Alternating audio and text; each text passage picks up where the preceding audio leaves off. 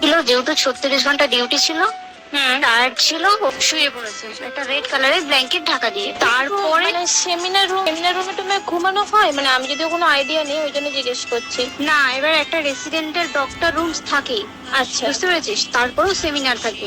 এবার সেমিনারে একটা বেড থাকে, আর ডক্টরস রুমে দুটো তিনটে যেরকম বড় ঘর হবে সেরকম বেড পাতা থাকে। আচ্ছা, আচ্ছা। মেনলি ডক্টরস রুমে শোয়ার কথা, ঠিক আছে।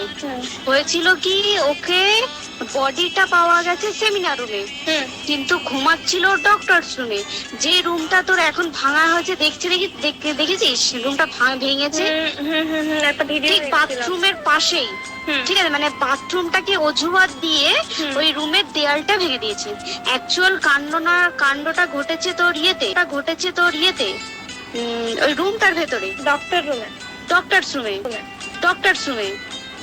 রুমে ঘটনাটা ঘটেছে। ওই বডিটাকে রুমে ওই দিন আর কেউ ছিল না, খালি মানে অনলি ওই দিকটাই ঘুমাচ্ছিল? হ্যাঁ, এবার তোকে আমি বলি, অন কলিং নিশ্চয়ই একজন থাকবে না, ওরা জুনিয়র সিনিয়র মিলে থাকে। এমনকি থার্ড ইয়ার একজন থাকবে, সেকেন্ড ইয়ার একজন থাকবে, ফার্স্ট ইয়ারের ইন্টার্নশিপরা যারা থাকে তারা ইন্টার্নরা থাকে। আর চেস্ট এমন একটা ওয়ার্ড হচ্ছে, কোভিড এর পর থেকে প্রায় হামেশাই সবার শ্বাসকষ্ট হচ্ছে, মানে আসছে মানে শ্বাসকষ্ট হচ্ছে। আর চেস্ট ওয়ার্ড আর চেস্ট মেডিসিন দুটোই পাশাপাশি ওয়ার্ড, ঠিক আছে। তো কেউ শুনতে পায়নি। ওটাই তো আমি ওই দিনকে ওটাই ভাবছিলাম। এবার দেখ, ধস্তাধস্তি করাতে একটা নিশ্চয়ই চিৎকার হয়, একটা ভাইলেন্ট হয়, বুঝতে পেরেছিস। তারপরে আবার কি, যে চারজন ওর সাথে খেয়েছে তারা কোথায়, তারা কেন মিডিয়ার সামনে আসছে না? তাই তো, তারা কেন আসছে না? দিন ডিউটি ছিল না রাতে? ওই দিনকে আমি নাইটে ডিউটি করছিলাম। আচ্ছা, আমি নাইটে ডিউটি করে এসেছি, আমার লাস্ট নাইট ছিল। তো আমার তো 3 দিন নাইট থাকে, 3 দিন নাইট থাকার পর লাস্ট নাইট ছিল। লাস্ট নাইটের পর বুধবার আমার লাস্ট নাইট, বুধবার রাতে ঘটনাটা ঘটেছে। আমি বাড়িতে এসেছি, রীতিমতো বাড়িতে এসে শুয়ে পড়েছি। 3টের সময় আমার কাছে ফোন এসছে যে সবাইকে ডেকে পাঠিয়েছে, ইমিডিয়েট আয়। তখন গিয়ে দেখি আজকে করে এই অবস্থা, পুরো গোটা হাসপাতালকে ডেকে পাঠিয়েছিল।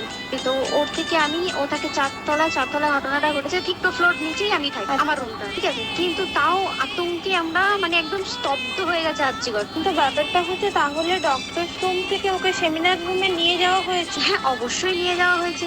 এবার দেখ, নিয়ে যাওয়া হয়েছে, ওকে যেভাবে মারা হয়েছে এটা একার পক্ষে অসম্ভব, ইম্পসিবল। পুরোপুরি গ্যাং রেপ ছাড়া কোনো কিছু নয়। আর শুধুমাত্র রেপ নয়, রেপ করলো ছেড়ে দিল, ঠিক আছে, ওকে রীতিমতো মার্ডার করেছে। মানে হিসেব মতো যা বুঝছি, মানে তোমার কথাতে, ওটা হচ্ছে ওর ওর বন্ধু বান্ধব কেউ, ঠিক আছে, মানে 4জনের মধ্যে কেউ আইদার ওকে এমন কিছু করতে বলতে। এক বড় বড় কোম্পানিতে তো এরকম হয়, মানে হয় তুমি আমার সাথে কম্প্রোমাইজ করো, নয় তুমি চাকরি ছেড়ে চলে যাও, হয় তো। এখানেও সেরকম কিছু একটা হয়েছে। যাকে যে ক্রাইম করেছে সেও কিন্তু নর্মাল ডক্টর নয়, কিন্তু সেও একটা ভালো পোস্টে র্যাঙ্ক করছে, বুঝতে পেরেছিস। তবেই কিন্তু পুরো ব্যাপারটাকে হসপিটাল চেপে যেতে চাইছে, পুরো ব্যাপারটা। তাহলে এই সিভিকতে ও কোথা থেকে আসছে? এবার তোকে আমি বলি, ওটা কোথা থেকে আসছে। আমাদের প্রিন্সিপাল চেঞ্জ হয়ে গেছে, ডেপুটি সুপার চেঞ্জ হয়ে গেছে, তারপরে আমাদের অ্যাসিস্ট্যান্ট সুপার চেঞ্জ, সব চেঞ্জ হয়ে গেছে।